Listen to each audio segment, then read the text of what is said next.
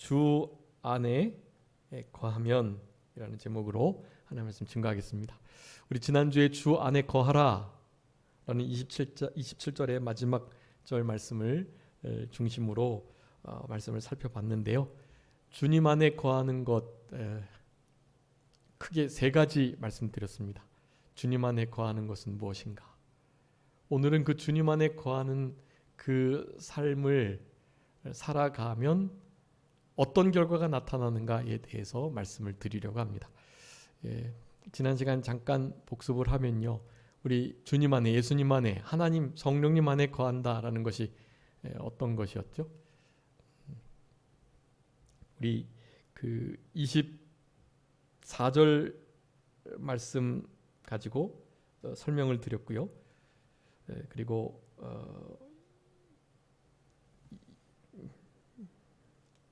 22장 5절에 있는 말씀, 그렇게, 그리고 마지막 요한복음에 있는 말씀을 가지고 제가 말씀드렸는데요.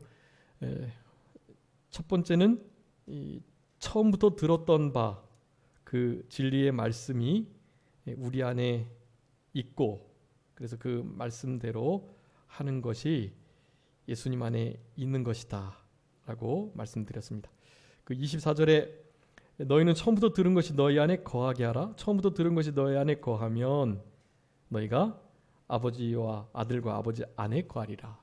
주 안에, 아버지 안에, 아들 안에 거하는 것은 처음부터 들었던 바 그 진리의 말씀이 믿어지고 그 말씀이 진리로 여겨지는 것. 처음부터 들었던 말씀이 예수가 그리스도이시다라는 이 복음, 이 참된 복음의 말씀을 들은 자가 믿고 그 진리를 가지고, 예수님이 하나님이 아니라든가 하나님은 예수님의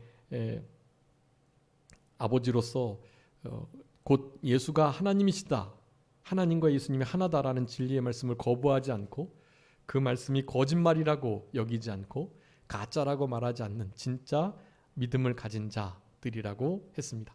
바로 그 복음, 예수님이 그리스도 구원자 메시아가 되신다라는 이 가장 귀한 이 진리의 말씀, 이 말씀을 거부하고 거짓말이라고 하는 자가 바로 적그리스도라고 말씀을 드렸어요.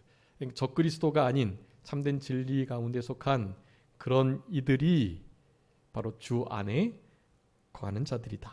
네, 주 안에 거한다라는 것은 27절 말씀처럼 너희를 가르치신 대로 주 안에 거하라.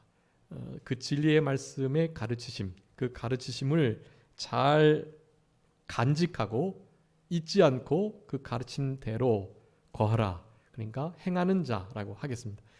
처음부터 들었던 진리의 말씀 복음을 잘 간직하고 그대로 행하는 자, 우리 주 안에 거하는 자다라고 말씀드렸습니다. 그렇게 주 안에 거하는 자들, 그러니까 진리의 말씀이 그 안에 있는 자는 당연히 기름 부음이 있어야만 그것이 인정되고 믿어진다고 말씀드렸습니다.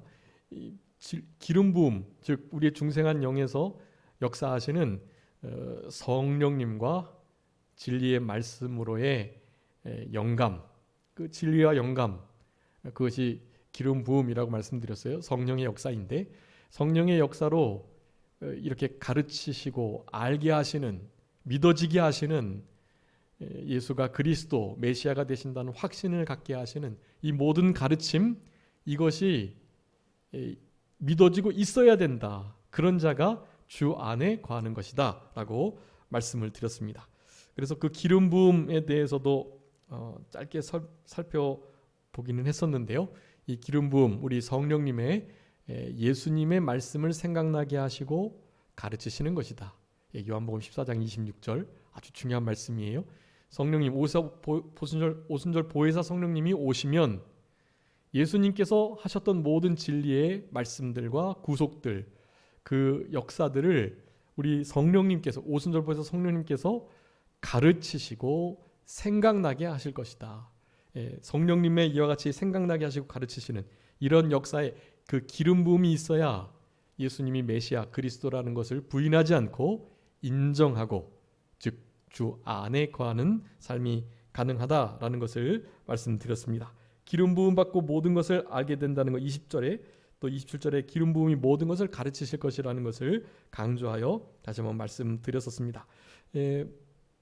결국 이 주 안에 거한다라는 것은 바로 예수가 그리스도이심이 하나님 되심이 메시아 구원자 주 되심이 믿어지는 것 그 일은 기름 부음으로 가능하다.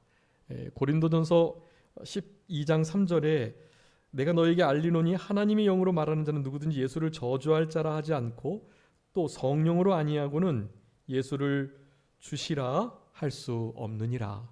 성령님으로만이 예수님을 주인, 구주, 구원자, 메시아, 그리스도인 것이 인정되도록 하신다는 거예요.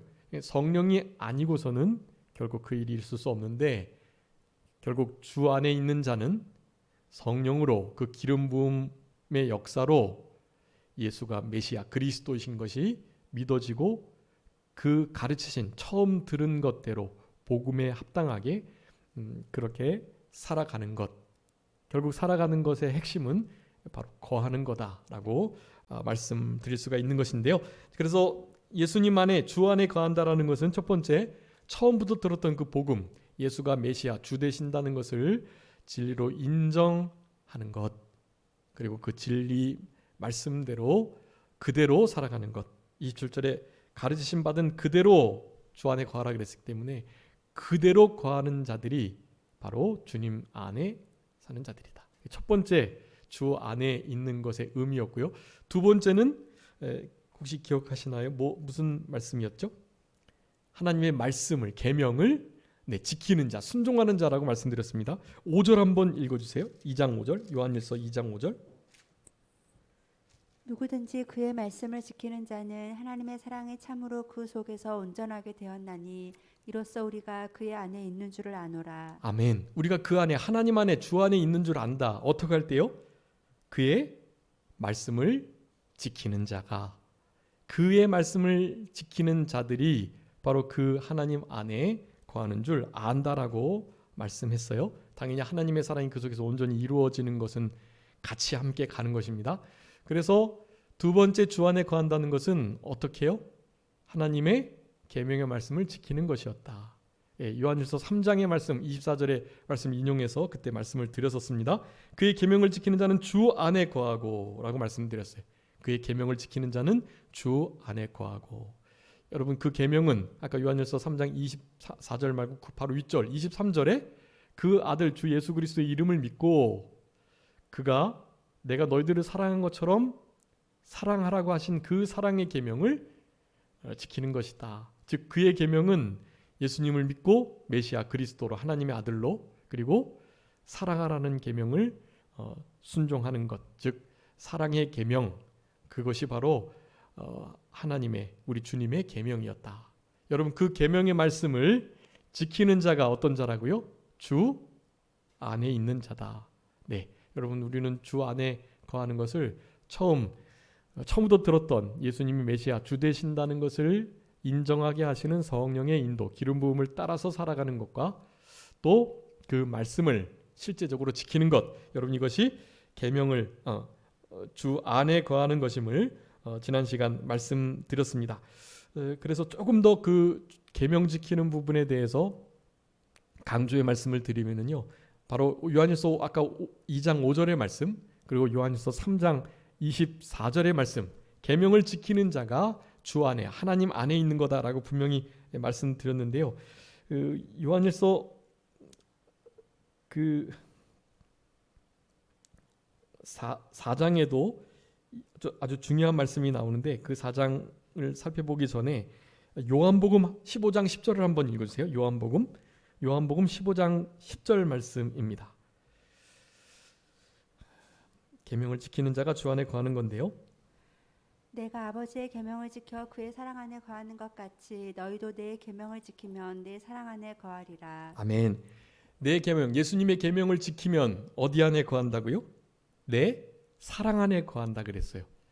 자, 계명을 지키면 아까 주 안에 하나님 안에 거한다 그랬는데 우리 요한복음에 우리 예수님께서는 내가 아버지의 계명을 지켜서 그 사랑 안에 거하는 것처럼 너희들도 예수님 나의 계명을 지켜서 나의 어디에 거하라고요? 사랑 안에 거하라고 말씀해요.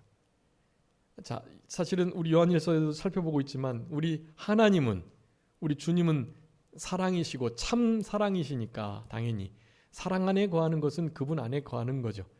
그런데 어쨌든 이 사랑의 계명을 아주 더욱더 분명하게 말하면서 주님 안에 거하는 그것은 바로 사랑 안에 거하는 거다라고 분명하게 말씀해요. 그러니까 계명을 지키는 건 그분을 사랑하는 거고 그분의 사랑 안에 거하는 거예요. 그래서 요한일서 5장에 그 말을 하는 거예요. 나를 사랑하는 것은 이것이니 곧 내 계명을 지키는 거다. 주님을 사랑하고 주님 안에 거하는 것은 바로 계명을 지키는 거예요.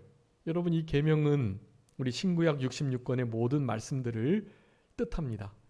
하라 하지 말라 하시는 말씀이 기록되어 있는데요. 여러분, 성경은요 하라 하지 말라로 구성되어 있어요. 그냥 딱. 그러니까 우리는 성경을 보고 다른 걸 하는 게 아니에요.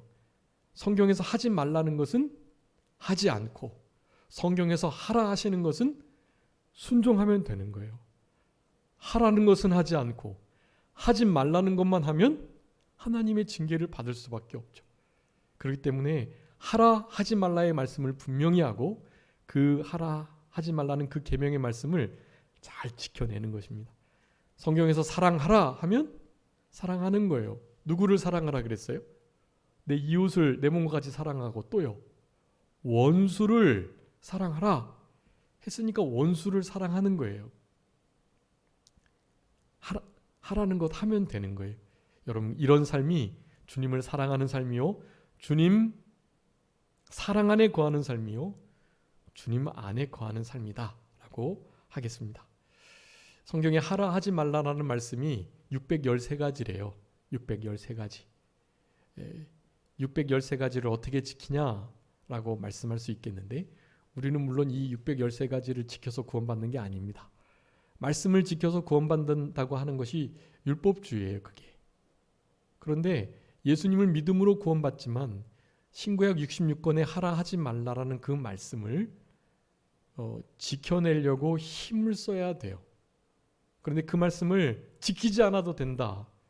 주님이 다 지켜주셨는데 무슨 우린 지킬 힘도 없고 지키려고 그렇게 막 율법주의적으로 하면 안 된다라고 말을 하면서 말씀 지키는 게 중요한 게 아니다. 즐겁게 생활하자. 은혜의 시대인데 은혜 누리면서 생활해야지 무슨 율법을 뭐 지키고 뭐 그렇게 막 하느냐, 이런 말을 하는 이들이 아주 많아요. 여러분, 그런 자들을 폐법주의라고 말합니다. 율법은 아무것도 아니라고 말하면서 우리 안에 계신 이 기름 부음, 우리 기름 부음을 오역해가지고요, 기름 부음이 너 안에 있으니까 가르칠 필요도 없고 누구 말 들을 것도 없어. 그냥 네가 하고 싶은 대로 하면 돼. 너 안에 역사하시는 성령의 감동, 그걸 따라서 살아가야지.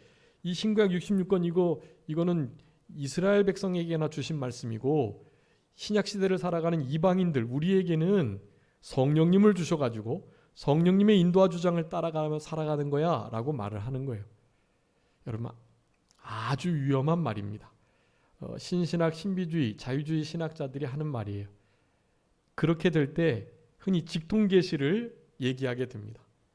성경 말씀 베이스로 삼지 않고요, 그냥 우리 안에 역사하시는 성령님의 그 감동에 귀 기울이면서 어떠한 때는 성경의 원리와 진리의 지식보다도 나에게 감동하셨던 그 성령님의 그 역사를 따르는 것이 더 맞다고까지 말을 하는 상태에 이르게 되는 거예요. 여러분, 이런 이들이 곧 속사도들이라고 말합니다. 속사도. 혹시 들어보셨나요? 속사도? 아니면 신사도 운동. 속사도, 신사도 운동이라고 있는데요. 요즘에 이런 이들이 아주 새를 떨치고 있어요. 왜냐하면 이 운동을 하는 핵심 중에 하나는 우리가 지금 이 시대를 예수님의 제자, 사도로 살아가야 되는데 사도들이 어떤 일을 했죠? 얼마나 많은 기적들을 행하셨잖아요. 우리도 그렇게 행해야 된다는 거예요. 그래서 사실은 아주 마귀적인, 그렇지만 광명한 천사로 위장한 마귀거든요. 완전히 하나님의 뜻이 나타나는 이적 기적들이에요. 근데 사실은 알고 보면 하나님의 말씀을 멀리하게 하는 바로 악한 광명한 천사들의 괴휼로 말미암는 역사들이 있습니다. 그러니까 속아 넘어가는 거예요. 그리고 실제로 이 속사도 운동을 하는 이 교회와 이런 성도들에게 이 마귀적인 역사가 나타나 가지고요. 마귀적이라고 뭐 해코지하고 막 그런 게 아니에요. 실제로 병이 낫고, 실제로 막 귀신이 떠나가고, 실제로 초대교회에 나타났던 그 부흥의 역사가 일어나는 그런 교회들이 있어요. 귀신을 쫓아내니까 실제로 정신이 이상했는데 정신이 돌아오기도 하고요. 병이 걸려서 불치병인데 실제로 그 병이 낫게 되기도 하고요. 이러니까 여기가 진짜구나 해서 막 빠지게 되는 거예요. 여러분, 말세에 이런 일들을 조심하라고 우리 예수님께서 분명히 말씀하셨어요. 말세의 거짓 그리스도, 거짓 선지자들의 미혹을 아주 주의해라. 할 수만 있다면 택한 자들도 미혹시킬 만큼 하늘에서 하나님의 불을 내리기도 하고 우상이 말하기도 하고, 실제로 구약 신약 시대 초반 예수님 복음이 전파되는 한참 그 즈음에 있었던 여러 가지 이적과 기적, 신비한 현상들이 실제로 나타나는 거예요. 거기에 다 보고 넘어가는 거란 말이에요. 여러분, 이런 것들을 아주 주의하셔야 돼요. 여러분, 우리 목사님, 큰 목사님 아시는 것처럼 큰 목사님 사경회 때에도 여러분 아주 역사들이 많이 났어요. 예. 근데 우리 큰 목사님이 그런 것을 일절 나타내지 않으셨어요. 왜냐하면 그런 것이 나타나서 그런 것에 주목하기 시작하면 더 이상 이 말씀을, 사경회인데 말씀을 깊이 연구하고 그러한가 살펴보고 하나님의 뜻을 찾고 우리의 영적 신앙의 자양분으로 삼고 우리가 어떻게 살아갈지를 이 말씀을 통해서 막 궁구하고 말씀에 창념해야 되는데, 뭐 기적 나타나는 거, 병 고쳐지는 거, 막 우리 목사님께서 제스처를 잘 안 취하시는데 목사님이 어느 사경회 때인가 하여간 이렇게 손을 펼쳐가지고 말씀하셨는데 여기에 빨간 십자가가 이렇게 나타났다는 거예요.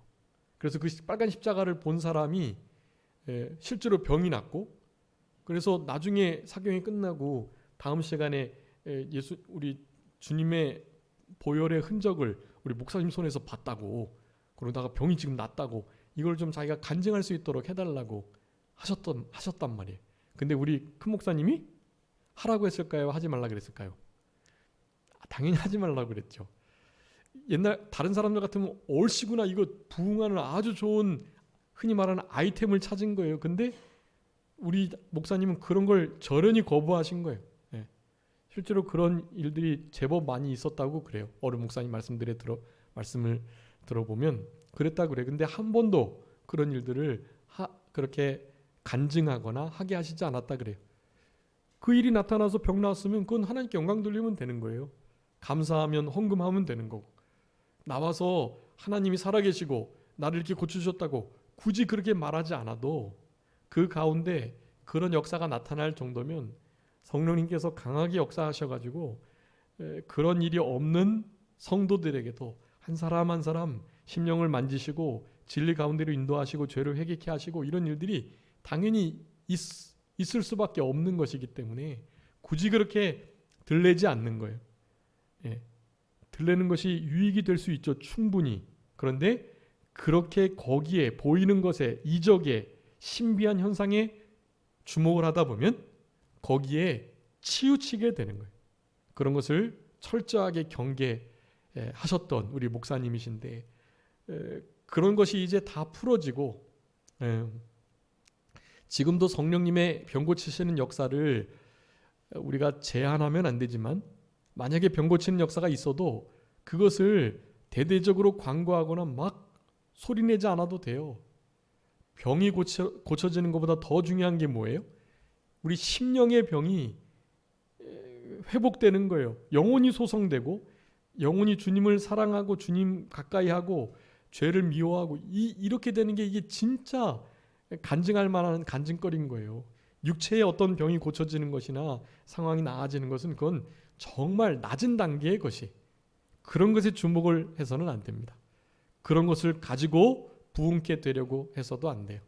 우리 성도님 한 사람 한 사람이 참된 부흥, 우리 하박국 선지자 같은 기도를 드리면서 이 진노 중에도 긍휼을 베풀어 주시고 수년 내에 주님의 일을 부흥케 하시고 나타내 주십시오라고 기도하실 그때 부흥이 뭐라 그랬어요? 죽어진 심령이 살아나는 거, 주님 앞에 보존 보호를 받는 거, 우리가 전에 순종하지 못했던 말씀을 순종하고 끊지 못했던 죄를 끊고, 그런 게 진짜 참된 부흥이잖아요.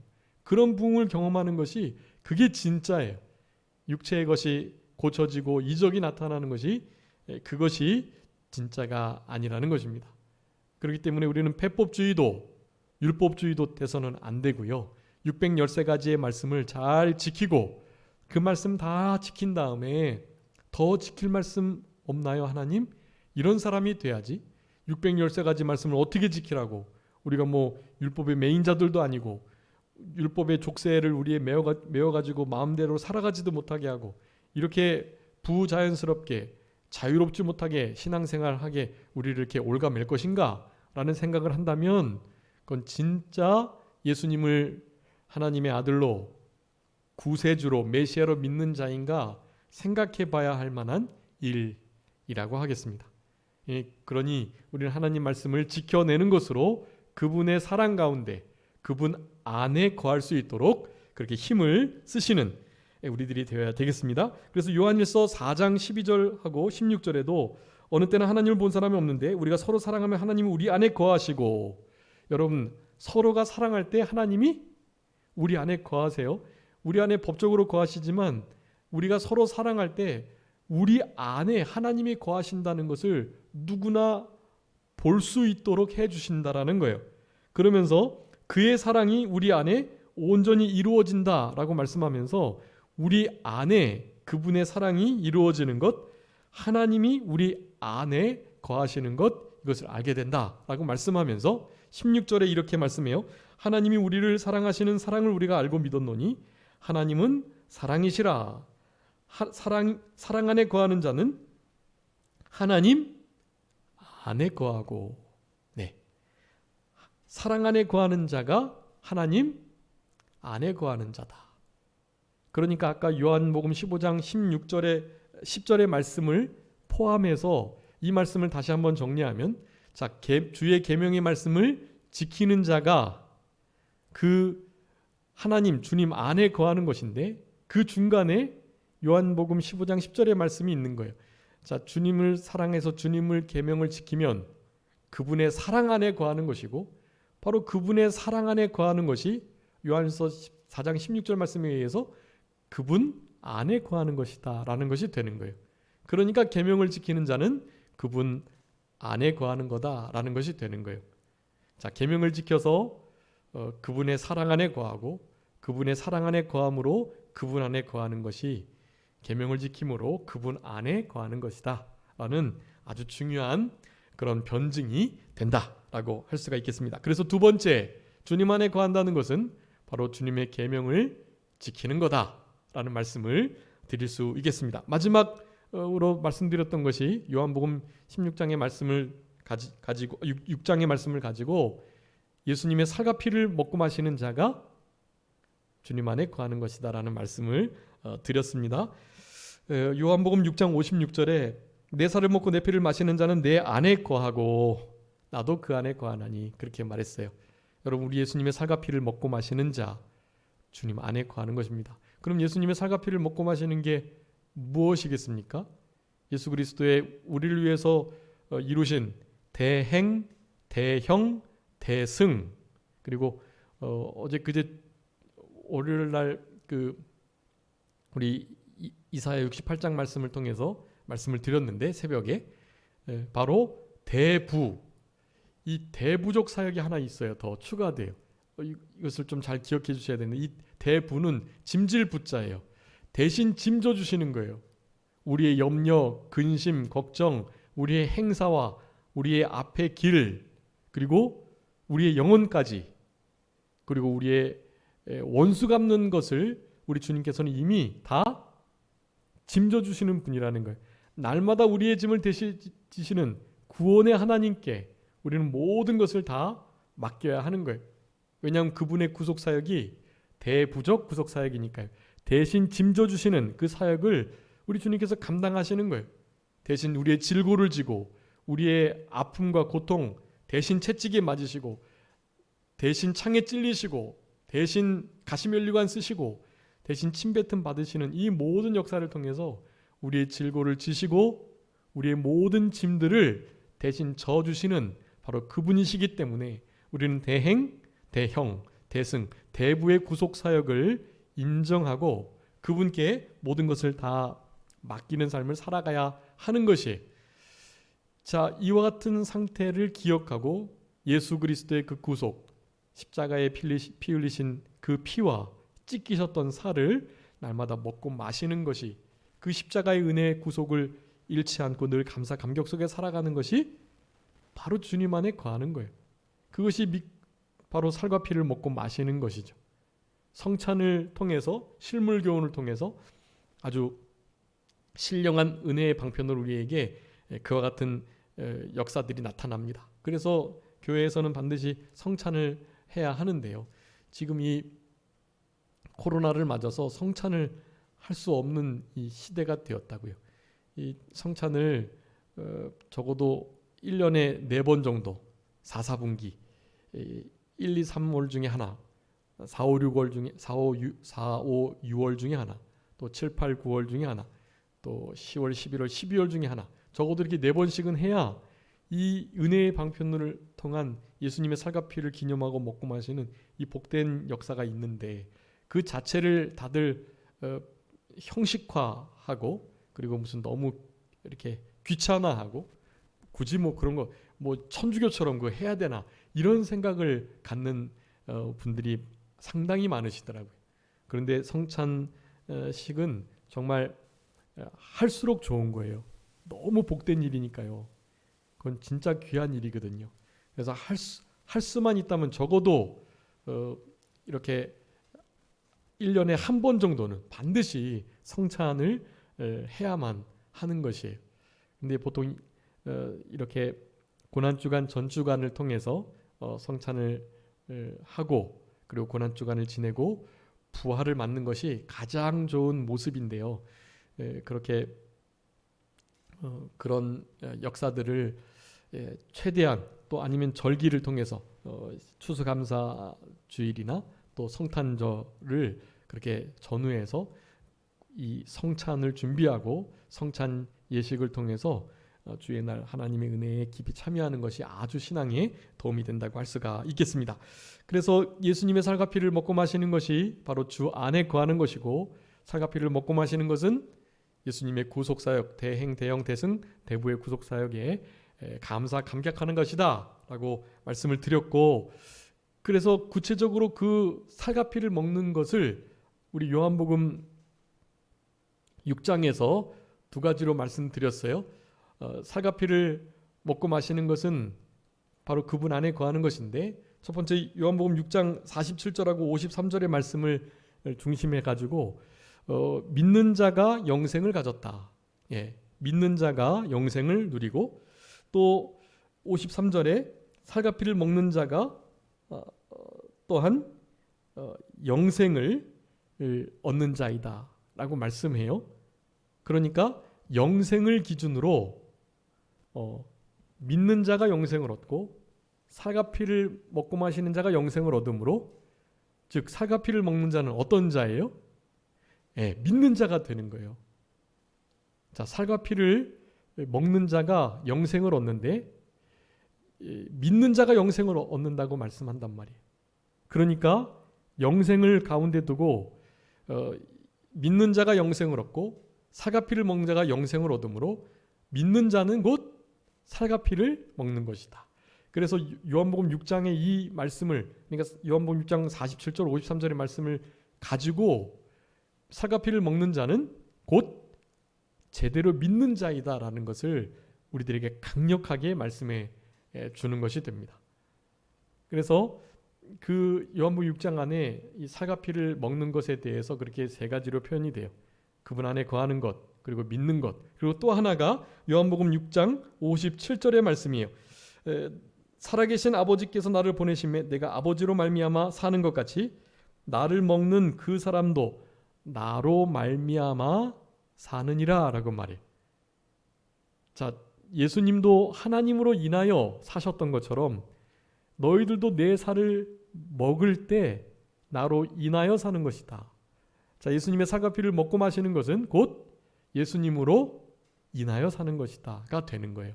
예수님 인하여는 예수님이 가장 중요한 제1원인이 되어야 된다는 거예요. 무슨 일을 하든지 그 동기가 다 주님이어야만 한다는 뜻이에요. 주님으로 인하여, 주님 때문에, 주님으로 말미암아 내가 지금 이렇게 하는 것은, 이런 고생을 하는 것은, 이런 손해를 보는 것은 다 주님 때문이다. 주님으로 인하여 살아가는 것이 살과 피를 먹고 마시는 거예요. 자, 그러니 요한복음 6장에 의하여 살과 피를 먹고 마시는 것이 곧 주 안에 거하는 것인데, 첫 번째 믿는 것이다. 그리고 주님으로 인하여 사는 것이다. 이 두 가지를 통해서 주님 안에 거하는 것이고 살과 피를 먹는 것이라는 아주 중요한 교리를 그렇게 찾을 수 있겠습니다. 그래서 지난 시간 말씀한 것을 요약하는 것으로 끝났는데요. 여러분, 이렇게 이 세 가지 주님 안에 거한다는 것이 어떤 의미를 갖는지를 분명히 깨달을 때 그 의미대로 살아가게 될 때 얻어지는 결과를 너무나 크게 우리는 누리며 살아가게 되는 거예요. 여러분, 이것은 성경 전체에서 우리들에게 요구하시고 또 추구하도록 그리고 교훈받도록 하시는 말씀이거든요. 성경에 지난 시간에도 말씀드렸지만 주 안에, 예수님 안에, 또 그리스도 안에, 하나님 안에 이런 말씀들이 아주 많아요. 여러분, 그런 것들을 간추리면 아주 몇 가지로 아주 중요한 복된 주 안에 거하는 자들의 상태가 나와요. 여러분, 그것을 제가 다음 시간에 말씀드리도록 하겠습니다. 오늘 본문에 나오는 오늘 본문 28절 요한일서 2장 28절 29절에는 주님 안에 거하는 자들이 누리게 되는 아주 중요한 그 복, 그 상태에 대해서 말하고 있어요. 이 구절이 그 구절들 중에 하나인데요. 자, 27절에 8절에 보면 자녀들아 이제 그의 안에 거하라. 여기서의 그는 당연히 우리 예수 그리스도 그리고 하나님 아버지를 가리키는 것입니다. 그리고 기름 부음 가운데 숨겨져 있는 우리 성령의 역사, 즉 성령 안, 성부 성자 성령 안에서라는 의미를 갖는 것이에요. 자, 성부 성자 성령 안에 거하라라고 말씀하면서 이는 주께서 나타나신 바가 되면 그가 강림하실 때 우리로 담대함을 얻어 그 앞에서 부끄럽지 않게 하려 함이라라고 말씀해요. 자, 그분 안에 거하게 되면 우리 예수님 재림 다시 강림하실 바로 그때 어떻게 된다고요? 담대함을 얻고 부끄러움을 당하지 않는다라고 말해요. 여러분, 이거 아주 중요한 신앙의 원리입니다. 여러분, 주님 안에 살아가는 자들만이 주님 안에 거하면, 그래서 제목이 주님 안에 거하면인데요. 여러분, 주 안에 거하면 어떻게 된다고요? 물론 이제 그 세 가지 주님 안에 거하는 것이 무슨 의미인지를 제대로 알고 그것대로 살아갈 때 얻어지는 특권이 우리가 지금 살펴보면서 다 나타나 있었습니다. 그런 것을 누리는 것과 더불어서 오늘 본문에서 문자적으로 분명히 얘기하는 것은 예수님 재림하실 때, 자, 이것도 중요한데요. 주님 안에 거하는 자들이 그 재림하실, 강림하실 때를 짐작할 수 있다라는 것입니다. 여러분, 주님 안에 거하는 삶을 살아가지 않고는요, 결코 주님이 언제 오시는지 몰라요. 데살로니가전서 5장에 우리는 다 빛의 자녀, 낮에 속한 자들이기 때문에 예수님이 반드시 도적과 같이 오시는데 빛 가운데 사는 우리들에게는 뭐같이 오시지 않는다? 도적처럼 오시지 않는다 그랬어요. 어느 정도 예수님께서 언제쯤 오실까를 알게 해 주신다라는 거예요.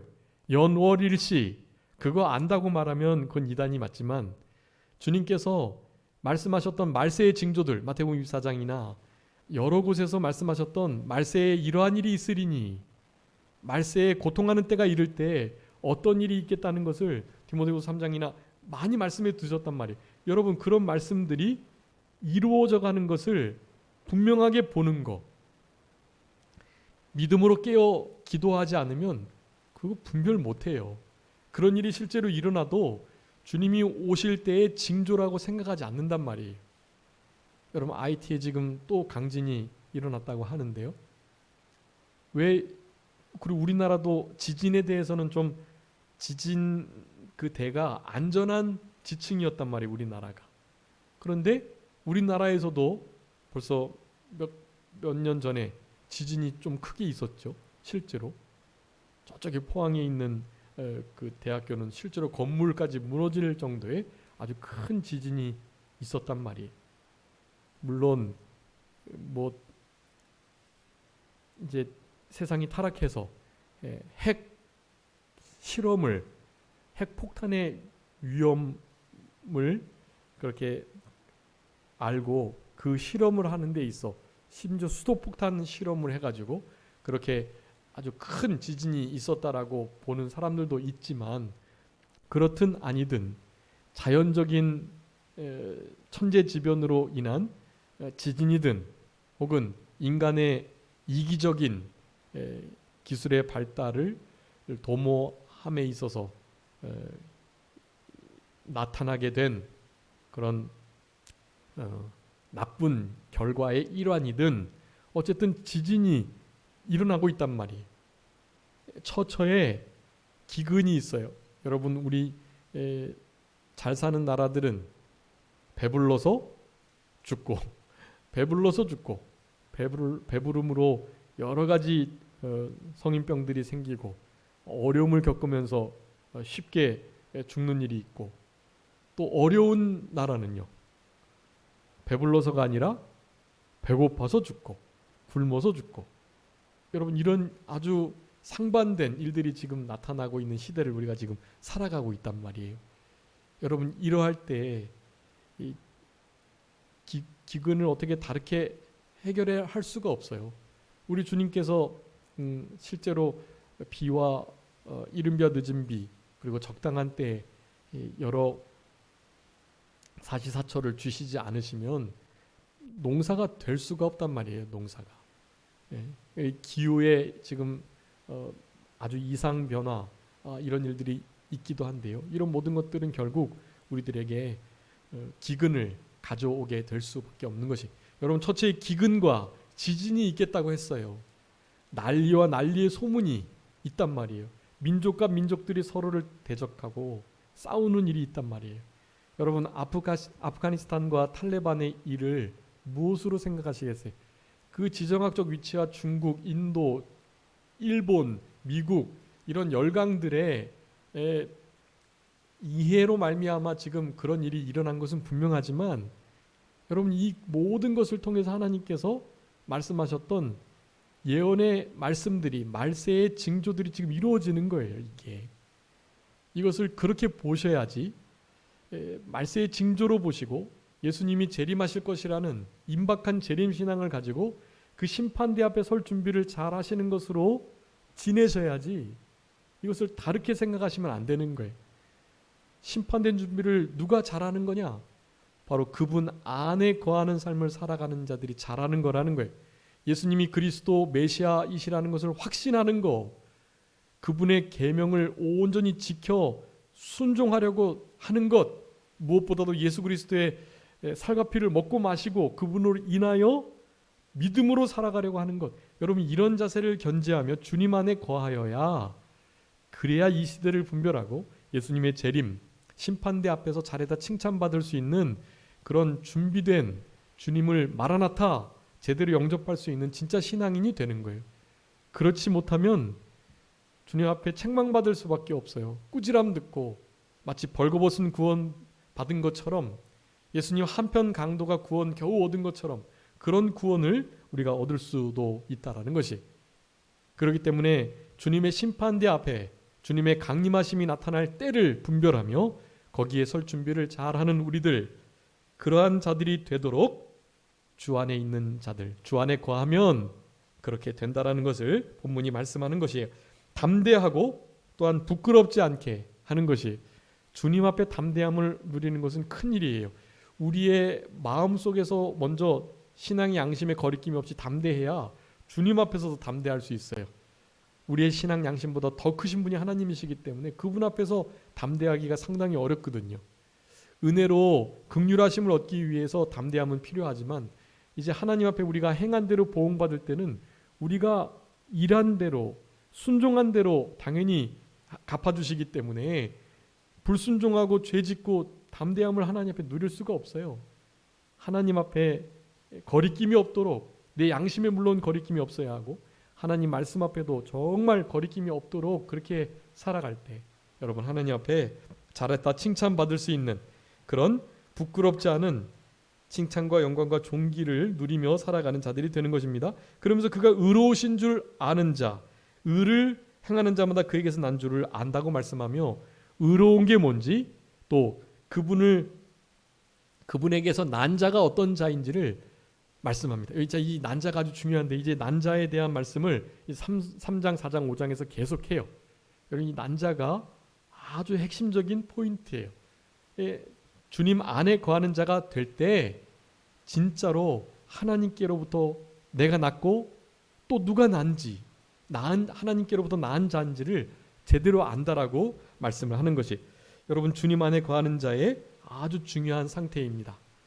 의로우신 줄 알고 주님과 바른 관계를 가지고 의를 추구하며 공의, 정의, 참된 것을 옳음을 흉배에 붙이고 살아가는 그런 모습이 주님 안에 거하는 자들이 그렇게 된다라는 것을 우리들에게 말씀하면서 담대함을 얻어 부끄럽지 않도록 살아갈 수 있는 그 상태가 바로 주님 안에 거하여 있는 것이다라는 것을 우리들에게 교훈해 주고 계시는 것입니다. 그래서 그 일들은 이제 결국 우리 베드로전서 1장 7절 한번 읽어주세요. 베드로전서 1장 7절 읽고 말씀 마쳐야 되겠는데요. 너희 믿음의 확실함은 불로 연단하여도 없어질 금보다 더 귀하여 예수 그리스도께서 나타나실 때에 칭찬과 영광과 존귀를 얻게 할 것이니라. 아멘. 여러분 우리가 어떻게 칭찬과 존귀와 영광을 얻게 되는 것입니까? 믿음의 확실함을 가지고 불로 연단하여도 없어질 금보다 더 귀한 연단받고 벼러진 그런 확실한 믿음을 가지고 살아가야 나중에 주님의 심판대 앞에 칭찬과 영광과 존귀를 얻게 될 것이라는 것입니다. 여러분 이런 믿음의 연단, 이 연단들은 바로 주님 안에 거하기 위한 모든 연단들을 가리키는 거예요. 주님 안에 거하지 못하도록 사탄이 얼마나 우리를 공격하는지 모르거든요. 예수님을 부인하는 삶을, 예수님의 계명을, 사랑의 계명을 순종하지 못하는 삶을, 그분의 살과 피를 늘 먹고 마시지 못하고 잊어버리고 자행자제하며 살아가도록 사탄은 우리를 부추기고 있거든요. 이런 믿음에 연단되고 잘 단련이 되지 않으면 여러분 결코 영광과 존귀와 칭찬, 상급을 누릴 수가 없는 그런 상태가 되고 마는 것입니다. 아무쪼록 우리의 남은 생애 속에서 주님 안에 거하시고 주님 안에 거하게 되면 어떤 큰 신앙적 유익이 있는지를 기억하시면서 늘 주님 안에 거하시는 그런 복된 신앙의 길을 살아가시는 우리 모두가 되어야 되겠습니다. 잠깐 기도하겠습니다. 살아계신 우리 아버지 하나님 감사합니다. 우리들에게 주 안에 거하고 주 안에 거하는 자가 어떠한 특권을 누리며 어떠한 상태에 있는지를 요한일서 2장의 마지막 말씀을 통해서 상고할 수 있도록 은혜를 베풀어 주신 것을 진심으로 감사합니다. 우리 예수님 다시 오실 때가 점점 가까워지고 있는데 그 강림하실 때에 우리 주님 앞에 담대함을 누리고 책망받지 않고 주님 앞에 긍휼하심을 좀 얻으면서 잘했다 칭찬 받을 수 있도록 주님의 재림 준비를 잘하며 의로움이 무엇인지를 분명히 하고 늘 의를 행하고 추구하며 누가 하나님께로부터 난 자인지를 알면서 내가 바로 하나님께로부터 난 자로서의 삶을 살아가도록 하는 이 복된 상태가 바로 주님 안에 거하게 되면 이루어지는 상태라는 것을 깨닫게 해주셨사오니 이런 상태를 추구하며 우리 주님 안에서 늘 임마누엘로 살아가는 그런 복된 우리들 되게 하여 주옵소서. 모든 것 주님께 의탁하옵고 살아계신 예수 그리스도의 이름으로 기도 올리옵나이다. 아멘.